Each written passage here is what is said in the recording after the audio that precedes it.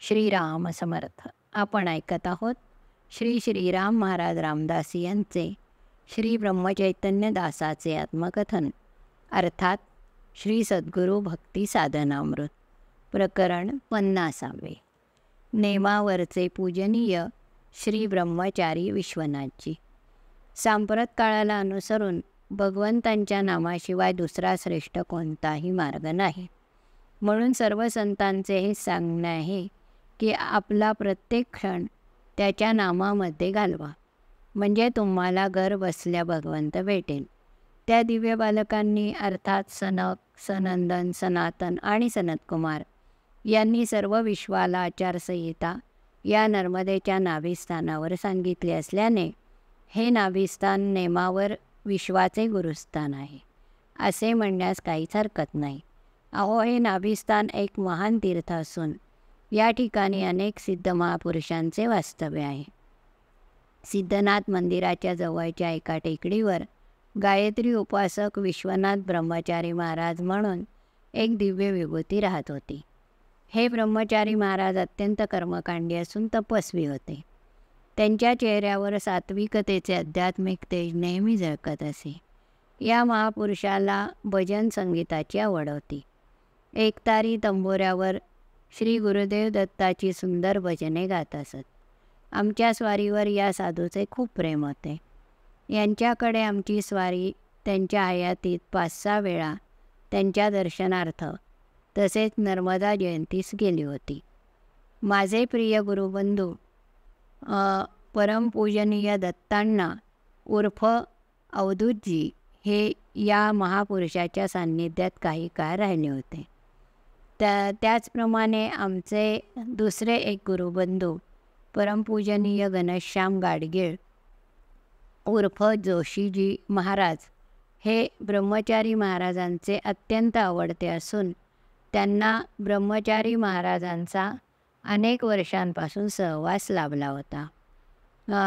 ब्रह्मचारी महाराजांच्या आज्ञेनेच त्यांच्या पश्चात या विरक्त साधूला अर्थात परमपूजनीय जोशी महाराजांना ब्रह्मचारी महाराजांच्या गादीवर बसवण्यात आले आहे.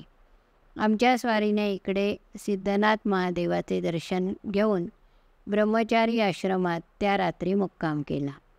हा आमचा नर्मदा परिक्रमेतला मुक्काम ब्रह्मचारी महाराजांच्या समोर असलेल्या खोलीत होता. येथूनच नर्मदेवर जाण्यास रस्ता आहे. दुसऱ्या दिवशी सकाळी आमची स्वारी पहाटे अगदी लवकर नर्मदेवर स्नानास गेली. येथे पात्रामध्ये वाळूच वाळू असल्याने हा घाट स्नानासाठी फारच उत्तम आहे. पहाटेची वेळ असल्याने सगळीकडे अत्यंत शांतता होती. स्नान झाल्यावर पुन्हा घाट चढून ब्रह्मचारी आश्रमात येण्यास निघालो. येताना सिद्धनाथाच्या दर्शनासाठी प्रवेशद्वारातून आतल्या प्रांगणात प्रवेश करताच अत्यंत गोड आवाजात ओम नमः शिवाय हा मंत्रध्वनी ऐकू येऊ लागला. प्रवेशद्वारातून आपल्या प्रांगणात डाव्या बाजूला रिठ्याचे एक झाड आहे. त्या दिव्य मंत्रध्वनीचा शोध घेण्यासाठी आमच्या स्वारीने सहजच त्या झाडाकडे नजर टाकली.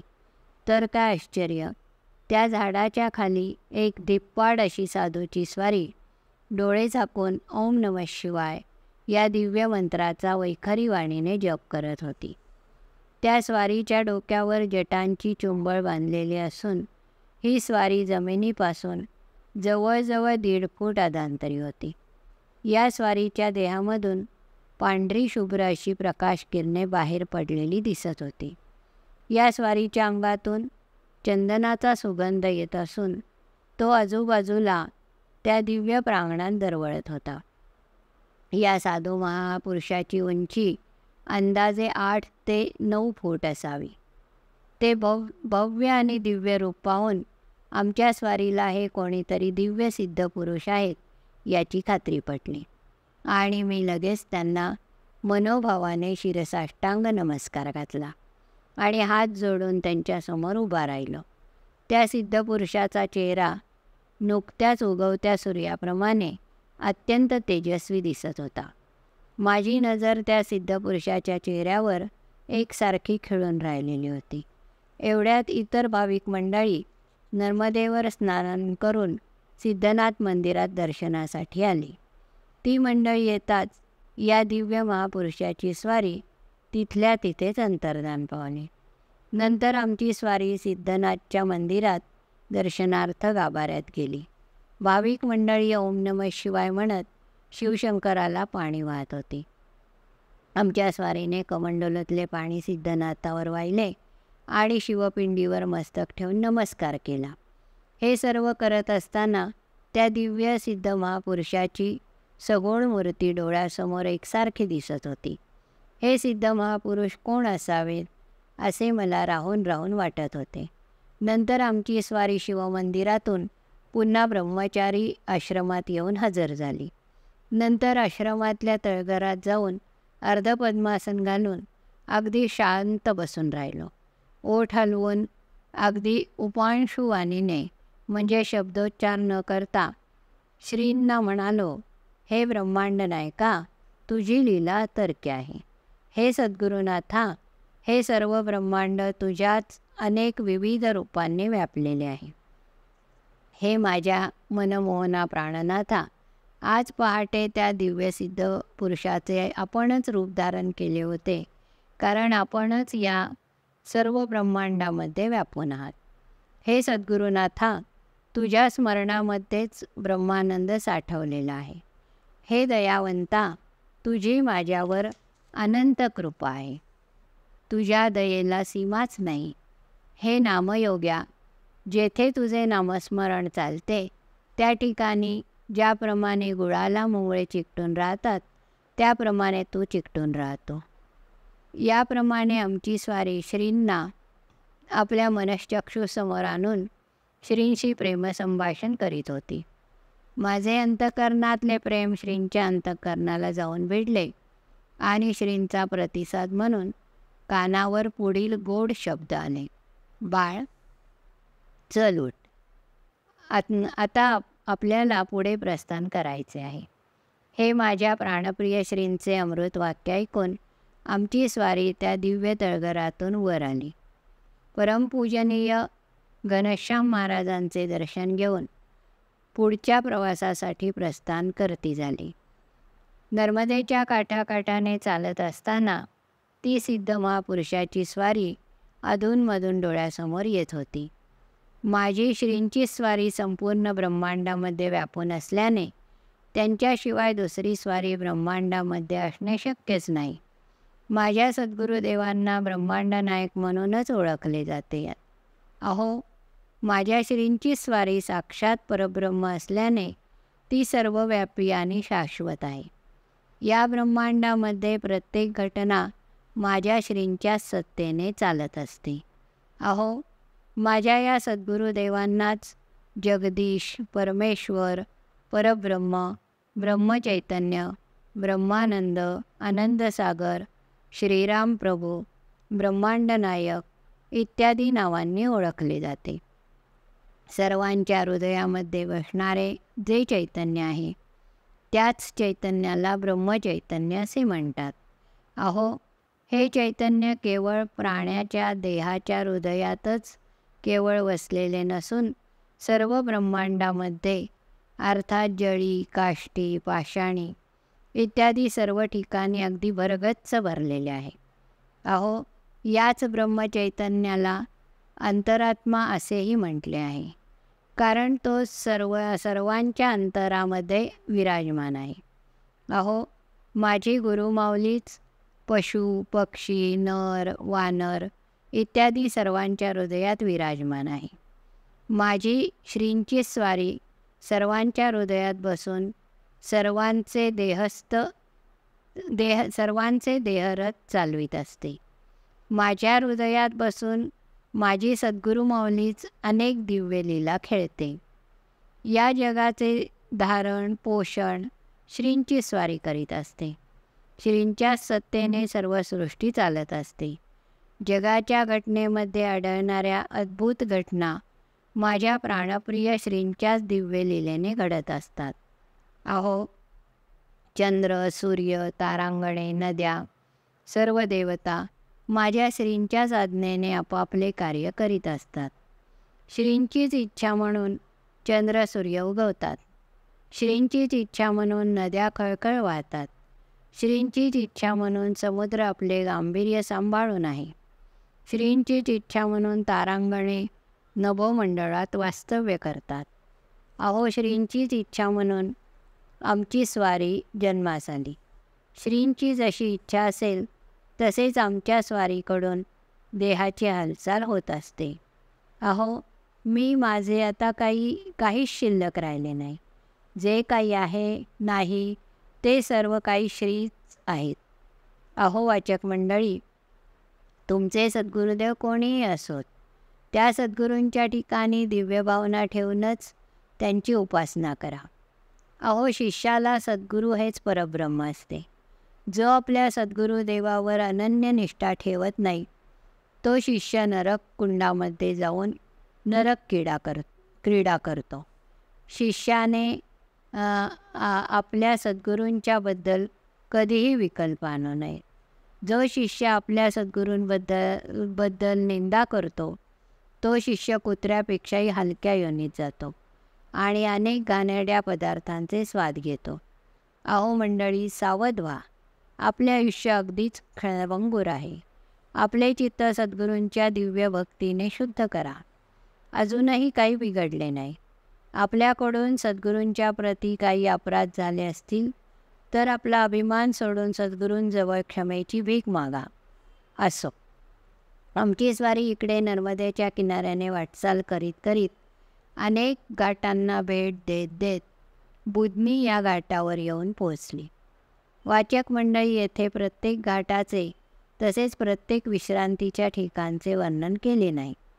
ज्या ज्या ठिकाणी आमच्या स्वारीला विशेष अनुभव आले त्याच ठिकाणांची माहिती या लेखनात लिहिली आहे. मजकडून जेवढे माझ्या श्रींना लिहून घ्यावयाचे आहे तेवढेच येथे लिहिले गेले आहे. नर्मदेचा प्रत्येक घाट अत्यंत जागृत असून अनेक आध्यात्मिक चमत्कारांनी भरलेला आहे. नर्मदा मैयाचा परिसर भक्ती, ज्ञान, वैराग्याने परिपूर्ण भरलेला आहे. ज्या भक्ताची जशी भावना असते त्यानुसार नर्मदा माऊलीचे भक्तांना अनुभव येतात. ज्याची सद्गुरू भक्ती शुद्ध असते त्याच्यावर सर्वच देवता कृपेचा वर्षाव करतात. बुधनी घाटावर येताच मला प्राणप्रिय श्रींचा एक दिव्य प्रसंग आठवला. याबाबत मागे या प्रसंगाची सुरुवात येऊन गेली आहे. महेश्वरला त्या 2 मांत्रिकांच्या मंत्रविद्येचे श्रींनी 12 वाजवले होते आणि त्या दोघांना श्रींनी अनुग्रहित करून एकाला तेथेच नर्मदेच्या काठी तपश्चर्येला बसवले आणि दुसऱ्या भक्ताला अर्थात सच्चिदानंदाला बरोबर घेतले होते. सच्चिदानंदाबरोबर श्रींची स्वारी बुधनीला पोहोचली होती. तेव्हाचा एक श्रींचा मजेदार प्रसंग आहे. तो प्रसंग आता आपण पाहूया. श्रींची स्वारी मजल दर मजल करीत करीत महेश्वरहून जी निघाली ती थेट बुधनी या गावी येऊन पोचली. सच्चिदानंद हा भक्त बरोबर होताच. श्रींच्या सहवासात राहून याच्या वृत्तीमध्ये खूप फरक पडला होता. हा सच्चिदानंद श्रींच्या सहवासात येण्यापूर्वी तामसी प्रवृत्तीचा असून मोठा मांत्रिक होता. श्रींच्याकडून अनुग्रह प्राप्त झाल्यावर याने रामनामाचा सपाटा चालू केला होता. कधीकधी या सच्चिदानंदाला नामाच्या दिव्य मस्तीमध्ये तहान भुकेची आठवण राहत नसे. नामस्मरणाच्या अभ्यासाने सच्चिदानंदाच्या अंगी नवीनच दिव्य सामर्थ्य प्रगट होऊ लागले. त्याला वाचासिद्धी प्राप्त झाली. अर्थात तो जो मुखाने बोलत असे ते बोलणे अक्षरशः खरे होत असे. नर्मदाकाठच्या बुधनी गावात या शिष्याबरोबर श्रींची स्वारी पोहोचल्यावर सच्चिदानंदाला श्री म्हणाले, "अरे सच्चिदानंद बुवा, आता आपण उज्जैनीला चलू." असे म्हणून ब्रह्मांड नायकाची स्वारी सच्चिदानंदाला घेऊन बुधनीच्या रेल्वे स्टेशनवर आली. आगगाडी येण्यास जवळजवळ अजून 6-7 तास अवकाश असल्याने श्रींची स्वारी सच्चिदानंदाबरोबर स्टेशनपासून जवळच असणाऱ्या एका धर्मशाळेमध्ये येऊन बसली. काही वेळाने उशिरा येणारी गाडी फारच लवकर आली. गाडी आल्याचे पाहून श्रींची स्वारी सच्चिदानंदाबरोबर स्टेशनकडे निघाली. परंतु हे दोघे स्टेशनवर पोचण्यापूर्वीच सुटण्याचा संकेत म्हणून गाडीची शिट्टी वाजली आणि गाडी जुगजुग करत हळूहळू पुढे सरकू लागली. काही खालचे प्रवासी त्या गाडीबरोबर पळत पळत दरवाजाच्या सळईला पकडून वर चढून बसण्याच्या खटपटीत असतीलच. श्रींची स्वारी अगदीच निश्चिंतपणे, अर्थात स्थितप्रज्ञ योग्याप्रमाणे, म्हणजे सुखदुःखाचा कोणताही यत्किंचितही मनावर परिणाम न होता तटस्थपणे पाहत होती. परंतु गाडीची शिट्टी ऐकून आणि त्या हळूहळू पुढे चालणाऱ्या अग्निरथाकडे म्हणजे आगगाडीकडे पाहून सच्चिदानंदाला फार राग आला आणि तो म्हणाला, अबे ये नोंडी, मेरे सद्गुरु को छोड़ के कहाँ जा रही है, जरा सी ठहर जा.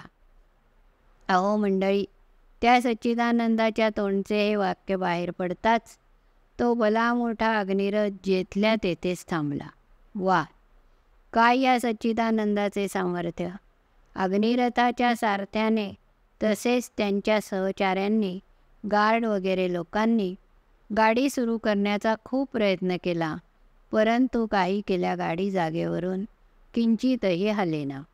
एवढ्यात श्रींची स्वारी त्या करामती चेल्याबरोबर प्लॅटफॉर्मवर येऊन दाखल झाली. अहो, जिसका गुरु बलवान उसका चेला पैलवान. अहो वाचक मंडळी, नामामध्ये अद्भुत सामर्थ्य साठवलेले आहे, परंतु ते सामर्थ्य अयोग्य ठिकाणी खर्च करू नये. हा सर्व प्रकार पाहून ब्रह्मांड नायकाची स्वारी सच्चिदानंदावर रागाने ओरडली. अरे मूर्खा, नामसाधनेला आरंभ होऊन जरा कुठे सामर्थ्य साठायला लागले तर लगेच खर्च करण्याची अवदसा तुला आठवली, आणि ते सुद्धा एवढ्याशा क्षुल्लक कामासाठी. अरे आपण बोलून चालून रामदासी, बैरागी. आपल्याला पुढे जायची घाई काय आहे? आपण उद्या निघून गेलो असतो. पण सच्चिदानंदा, आपली केवढी शक्ती खर्च केलीस. तुझी पूर्वीची तामस उर्मी अजून कायम आहे तशीच आहे. आता तू इथूनच परत जा. 12 वर्षे अगदी निर्जन जागी एकांतात बसून भगवंताचे नाम घे आणि नंतर मला तोंड दाखव. असे बोलून दयाळू श्रींची स्वारी पुढे म्हणाली, बाळ जा, राम तुझे कल्याण करील, माझा तुला आशीर्वाद आहे. ब्रह्मांड नायकाची अर्थात सद्गुरूंची ही आज्ञा ऐकून बिचाऱ्या त्या सच्चिदानंदाच्या हृदयाचे पाणी पाणी झाले. आता आपल्याला सद्गुरूंपासून दूर जावे लागणार या विचाराने सच्चिदानंदाला अत्यंत वाईट वाटले. अहो मंडळी, दैव देते पण कर्म नेते, ही म्हण अगदी बरोबर आहे. सच्चिदानंदाला श्रींना सोडून जावेच वाटत नव्हते, परंतु म्हणतात ना, आले देवाजीचे मना तेथे कोणाचे चालेना. या उक्तीनुसार बिचाऱ्या सच्चिदानंदाची स्वारी पुढे जाण्यास तयार झाली. तेव्हा श्री अत्यंत प्रेमाने सच्चिदानंदाला म्हणाले, अरे असल्या क्षुल्लक कारणासाठी नामाची शक्ती खर्च करू नये. अरे आपल्याला जर सत्वर जावयाचेच असेल तर आपल्याला रामकृपेने कसला विलंब लागणार. जरा निमिष मात्र डोळे झाक आणि बघ रामाचा चमत्कार. असे श्रींनी म्हणताच सच्चिदानंदाने डोळे झाकले. त्याबरोबर ब्रह्मांड नायकाची स्वारी आपल्या शिष्यासह साक्षात रामेश्वरला मंदिरात येऊन प्रगट झाली.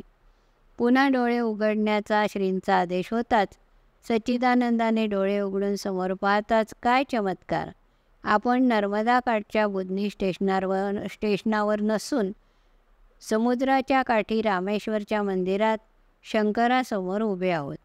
हा चमत्कार पाहताच सच्चिदानंदाने सद्गुरुनाथ महाराज की जय असे म्हणून ब्रह्मांड नायकाला अर्थात श्रींना साष्टांग नमस्कार घातला. अहो, सिद्ध महापुरुषांच्या लीला अतिदिव्य असतात. अशा महापुरुषांनी कसेही वागले तरी त्यांना इतकिंचितही दोष नसतो, कारण अशा महापुरुषांना जगाच्या कल्याणाशिवाय दुसरे काहीच येत नसते. हे महापुरुष आपले सामर्थ्य क्षुल्लक कारणासाठी कधीच खर्च करीत नसतात.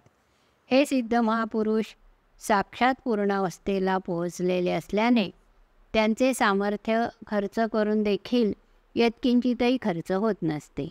अहो, पूर्णातून पूर्ण जरी काढले तरी शिल्लक पूर्णच राहते. अहो मंडळी, हा वेदांत जाऊ द्यात. आपण आपले व्यवहारातले साधे उदाहरणच पहा ना. एखाद्या विशाल समुद्रातून एक पळी भरून पाणी घेतले तर त्या समुद्राचे काय पाणी कमी होईल का? बरे, पुन्हा तेच पाणी त्या समुद्रात ओतले तर काय समुद्राचे पाणी वाढेल काय?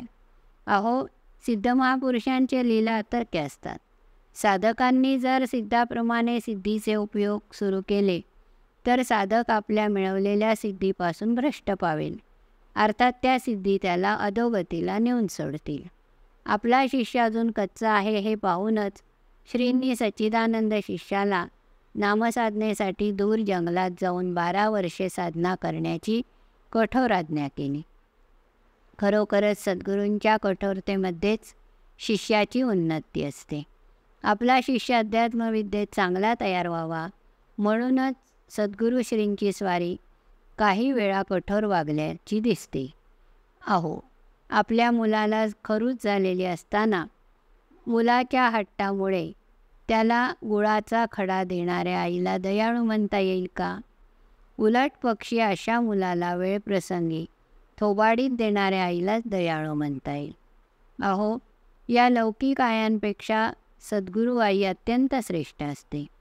लौकिक आया आपल्या मुलांना मायेच्या बंधनात बांधून ठेवतात, तर अलौकिक सद्गुरू आई आपल्या शिष्यरूपी पुत्रांना लौकिक बंधनातून नामस्मरणाचे घोट पाजून मुक्त करते. साध्या क्षुल्लक कारणासाठी सच्चिदानंदाने नामस्मरणाच्या सिद्धीचा केलेला दुरुपयोग श्रींना आवडला नाही. म्हणूनच श्रींनी त्याला नामस्मरण साधना करण्यासाठी दूर जंगलात पाठवून दिले. श्रींचा निरोप घेताना सच्चिदानंदाचे हृदय गहिवरून आले. परंतु सद्गुरूंच्या आज्ञेचे पालन करणे हे सत्शिष्याचे परम कर्तव्य असल्याने सच्चिदानंदाची स्वारी श्रींना साष्टांग नमस्कार करून श्रींना अगदी डोळे भरून पाहून निघून गेली. नंतर माझ्या श्रींची स्वारी इकडे इंदूर नगरी प्रगट झाली आणि आमची स्वारी श्रींना आपल्या हृदय कमलावर आरूढ करून बुधनी गाव सोडून नर्मदा प्रदक्षिणेचा पुढचा मार्ग आक्रमू लागली. अहो मंडळी, गटागटाचे रूप आगळे, प्रत्येकाचे दैव वेगळे. फिरत्या चाकावरती देशी मातीला आकार, विठ्ठला तू वेडा कुंभार. अहो, प्रत्येक प्राण्याचे दैव वेगवेगळे असते. पहा ना, सच्चिदानंदाच्या साथीदाराला महेश्वरच्याच जवळपास तपश्चर्येसाठी श्रींनी बसवले, तर या सच्चिदानंदाला काही दिवस बरोबर ठेवून अन्य ठिकाणी तपश्चर्येस पाठवले. स्वतः श्रींची स्वारी इंदूरला आपल्या भक्तांसाठी निघून गेली, तर आमची स्वारी नर्मदा काठीच फिरत राहिली आहे. अहो, एकाच मातीपासून गट निर्माण झाले असले तरी सर्वच गट एकाच ठिकाणी जात नसतात.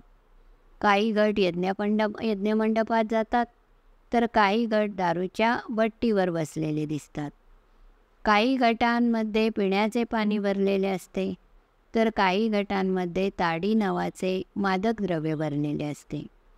काही गट शुभ कार्यासाठी हजर असतात, तर काही गट अशुभ कार्यासाठी तत्पर असतात. अहो, याच न्यायानुसार एकाच रक्तातील बहीण भावंडे आपापल्या कर्मानुसार अर्थात प्रारब्धानुसार कोणी इंजिनियर असतो तर कोणी डॉक्टर असतो. एक सज्जन असतो तर दुसरा दुर्जन असतो. एक अतिश्रीमंत असतो तर दुसरा दरिद्री नारायण असतो. एक बहीण सोन्याने मडवलेली असते, तर एका बहिणीच्या अंगावर अर्थात नाका कानामध्ये नुसते नकली खोटे दागिने असतात. एका बहिणीच्या अंगावर जरीचा पैठणी शालू असतो, तर दुसऱ्या बहिणीच्या अंगावर ठिगळांचे मळके लुगडे असते. एका भावाच्या घरी अल्सिशियन कुत्रे असते, तर एका भावाच्या घरी देशी कुत्रे असते. एके ठिकाणी एक आहे तर दुसरे ठिकाणी अन्य काही असणे, एक सुखी तर एक दुःखी, हे प्रत्येक जीवाचे प्रारब्ध आहे. म्हणूनच म्हणतात, गटागटाचे रूप आगळे, प्रत्येकाचे दैव वेगळे. हा सर्व त्या ब्रह्मांड नायकाचा दिव्य खेळ आहे.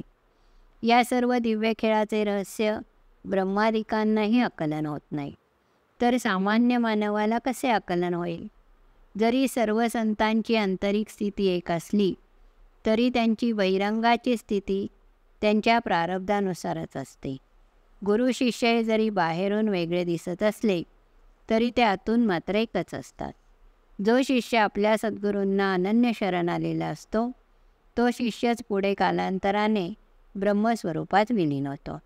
अर्थात गुरु शिष्य बाहेरून वेगळे दिसले तरी अंतरी एकच असतात. सद्गुरू तत्व व्यापक असल्याने ते आपल्या शिष्याच्या बरोबर अदृश्य रूपाने नेहमीच असते. शिष्याच्या उत्कट भावनेमुळे सद्गुरूंना अनेक वेळा साकार रूपाने देखील हजर राहावेच लागते, परंतु त्या शिष्याची भावना तेवढ्या उच्च पातळीवर पोहोचावयास लागते. अध्यात्म मार्गाची वाटचाल करावयाची असल्यास सद्गुरूंनी सांगितलेली उपासना श्रद्धायुक्त अंतःकरणाने करणे जरुरीचे आहे. आता आमची स्वारी इकडे गदरिया नदीचा संगम ओलांडून गुलजारी संगमावर आली. तेथे सुंदर घाट असून जवळच श्रीराम प्रभूंचे सुंदर मंदिर आहे. श्रीराम प्रभूंचे दर्शन घेऊन आमची स्वारी बांद्राभान या जंगलात शिरली. या जंगलात वानर आणि अस्वलांची संख्या एकेकाळी मुबलक असल्याने या जंगलाला बांद्राभान असे नाव पडले आहे. वर्तमान काळातही या जंगलात वानर, अस्वल, चिते, हरणे, सांबर इत्यादी जनावरे पाहावयास मिळतात. आमची स्वारी जंगलातल्या निसर्गरम्य सृष्टीचा आनंद घेत घेत पुढे चालली होती. पाऊलवाट सोडून थोड्याच अंतरावर एक बेलाचे भले मोठे झाड होते. त्या झाडाकडे सहज नजर गेली. ते झाड बेलफळांनी भरगच्च भरलेले असून काही फळे पूर्णावस्थेला पोचलेली असून पिवळी दमक दिसत होती. त्या फळांकडे पाहून माझ्यातली वानरवृत्ती जागृत झाली आणि आमची स्वारी पाऊलवाट सोडून जपाजप त्या झाडाकडे पावले टाकू लागली. झाडाजवळ येऊन त्या झाडाला व्यवस्थित पाहून घेतले आणि खांद्यावरचा जोळा जवळच्याच पळसाच्या झाडाच्या फांदीवर टांगून ठेवला. नंतर त्या बिल्ववृक्षाला नमस्कार करून झाडावर हळूहळू चढू लागलो. झाडाला विशेष काटे नसल्याने आमची स्वारी अपेक्षेपेक्षा सुरक्षित वर चढली. अंगाला विशेष खरचटले नाही. कसेबसे पिकलेले एक फळ हाताला लागले. ते बेलफळ चांगलेच मोठे असल्याने दुसऱ्या फळाची अपेक्षा झाली नाही. अहो, राम देतो त्यातच खरा आनंद असतो. ते फळ त्याच झाडाच्या मोठ्या फांदीवर आपटून फोडून खावयास सुरुवात केली. ते बेलफळ फारच गोड होते. आमची स्वारी ते बेलफळ खाण्यात अगदी तल्लीन झाली होती. एवढ्यात एक अनपेक्षित अद्भुत घटना घडली. 5-6 हरणांचा एक कळप आमच्या स्वारीच्या बेलाच्या झाडाखालून पळत गेला. नंतर काही वानर सैन्य उड्या मारत मारत आले आणि जवळच्याच मोठ्या अशा महुवाच्या झाडावर सरसर चढू लागले. त्यांच्या हालचालीवरून काहीतरी भीतियुक्त प्रसंग असावा याचा अंदाज आमच्या स्वारीला आला. अंदाज अगदी बरोबर होता. त्या जंगलातून जंगलाच्या राजाची स्वारी डरकाळ्या फोडत फोडत आमच्या झाडाखालून लांब लांब उड्या मारत निघून गेली. हा प्रसंग पाहून आमच्या स्वारीचे पोट भरून गेले आणि जंगलातल्या प्राण्यांचे हे खेळ पाहून त्या दिव्य परमात्म्याच्या दिव्य जीवसृष्टीकडे पाहून मोठा अचंबाही वाटला. एकच अंतरात्मा अर्थात सर्वांच्या हृदयात वास करणारा परमात्मा विविध लीला खेळत असतो. एकच परमात्मा त्या वानरांच्या, हरणांच्या तसेच वाघाच्या हृदयात राहणारा असून एक जीवात्मा दुसऱ्या आत्म्याला खाण्यासाठी धावत असतो. अहो, परमात्म्याची ही दिव्यलीला आकलन करून घेण्याच्या भानगडीत पडूच नाही, कारण आपल्या बुद्धीला त्याची लीला आकलन होणे कठीण आहे. यापेक्षा ज्याने ही सृष्टीरचना केली आहे त्या ब्रह्मांड नायकाचे नामस्मरण करणे हे खरे फायदेशीर आहे. जो अखंड नामस्मरण करतो त्याला इतर गोष्टींचे गोड रहस्य आपोआपच कळते. आमची स्वारी सद्गुरूंचा जय जयकार करत झाडाखाली उतरली आणि जोळा खांद्यावर टांगून पुन्हा पाऊल वाटेवर आरूढ झाली. त्या बेलफळांनी मिशा दाढी चिकट झाली होती, म्हणून जरा नर्मदा माऊलीकडे वळलो. नंतर नर्मदेच्या पाण्याने तोंड हात स्वच्छ धुतले आणि 4-5 ओंजळी पाणी पिऊन पुन्हा पाऊल वाटेवर येऊन पुन्हा पुढचा मार्ग आक्रमण करू लागलो. खरोखर जंगलातला आनंद अतिदिव्य असतो. सद्गुरूंनी दिलेले नामस्मरण जर आपण अखंड करत राहिलो तर आपल्याला सद्गुरूंच्या दयाळूपणाचे तसेच त्यांच्या दिव्य कृपेचे पावलोपावली अनेक अनुभव येत राहतात. अहो, ती जंगलातल्या राजाची स्वारी तिकडे आपल्या स्थानकाहून निघायला आणि इकडे आमच्या स्वारीला त्या बेलफळांचा मोह व्हायला एकच वेळ साधून आली. या पाठीमागचे रहस्य भक्तच जाणू शकतात. माझ्या प्राणप्रिय श्रींनीच मला त्या फळाचा लोभ दाखवून आमच्या स्वारीला झाडावर बसवून बेलफळाचा खाऊ खायला दिला आणि या जंगली वाघापासून सुरक्षित ठेवले. अहो, ही गोष्ट साधारण नसून अत्यंत दिव्य आहे. आपल्या भक्ताचे सद्गुरुनाथांची स्वारी कशा प्रकारे रक्षण करते त्याचे हे उत्तम उदाहरण आहे. अहो, माझ्या जीवनामध्ये असे अनेक प्रसंग येऊन गेले आहेत. प्रत्येक प्रसंगातून श्रींनी आमच्या स्वारीला भगवद्गीतेतले अनेक प्रसंगाद्वारे ज्ञानामृत पाजले आहे. माझ्या श्रींची जेवढी इच्छा आहे तेवढेच येथे प्रगट केले आहे. जो कोणी साधक हे हस्तलिखित वाचेल त्याला सद्गुरू भक्तीची ओढ लागेल आणि सद्गुरू भक्तीद्वारे त्याला ब्रह्मानंदाची प्राप्ती निश्चितच होईल. अहो, सद्गुरू भक्तीशिवाय देहबुद्धी नष्ट होणारच नाही आणि देहबुद्धी नष्ट झाल्याशिवाय ब्रह्मानंदाची प्राप्ती होणार नाही. श्रीराम. हरि ओम तत्सत.